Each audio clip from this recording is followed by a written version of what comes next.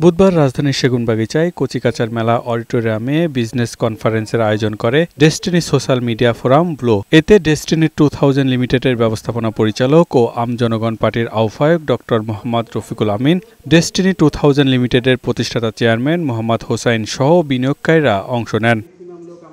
এ সময় বিনিয়োগকারীরা বলেন, ডেস্টিনির হাতকে আরও শক্তিশালী করতে হবে। দ্রুত গতিতে আমরা এই কমিটিগুলি কমপ্লিট করব, তাহলে আমাদের জনশক্তি বাড়বে।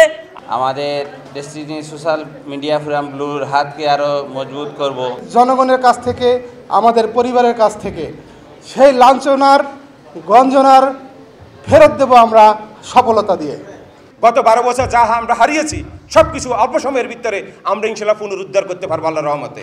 অনুষ্ঠানে ডেস্টিনির প্রতিষ্ঠাতা চেয়ারম্যান মোহাম্মদ হোসাইন বলেন, আমাদের আগামী দিনের যে স্বপ্ন সেটাকে বাস্তবায়ন করতে হবে। আগামী দিনের যে স্বপ্ন আমাদের সেটাকে বাস্তবায়ন করব ইনশাল্লাহ আপনাদেরকে নিয়ে।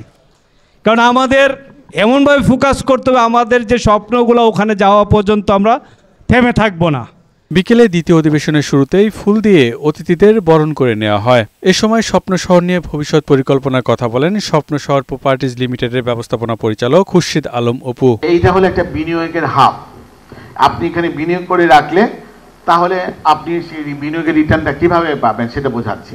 ডেস্টিনি ব্যবস্থাপনা পরিচালক ও আমজনগণ পার্টির আহ্বায়ক রফিকুল আমিন বলেন, রাজনৈতিক প্রতিহিংসার শিকার হয়ে দীর্ঘদিন জেল খাটতে হয়েছে তাকে। একে তো অন্যায়ভাবে সাজা দিচ্ছে, তারপরে জামিনও দিচ্ছে না। কারণ 22 সালে কিন্তু আমার 10 বছর হয়ে গেছে, দিচ্ছে না জামিন। এবং আমি কিন্তু জেল মাসের কোনো বেনিফিট পাইনি, সেটা আপনারা অনেকে জানেন। জেলখানা যখন সাজা দিয়ে পাঠায় বছর শেষ হয় 9 মাসে, আমাকে এটা দেওয়া হয়নি।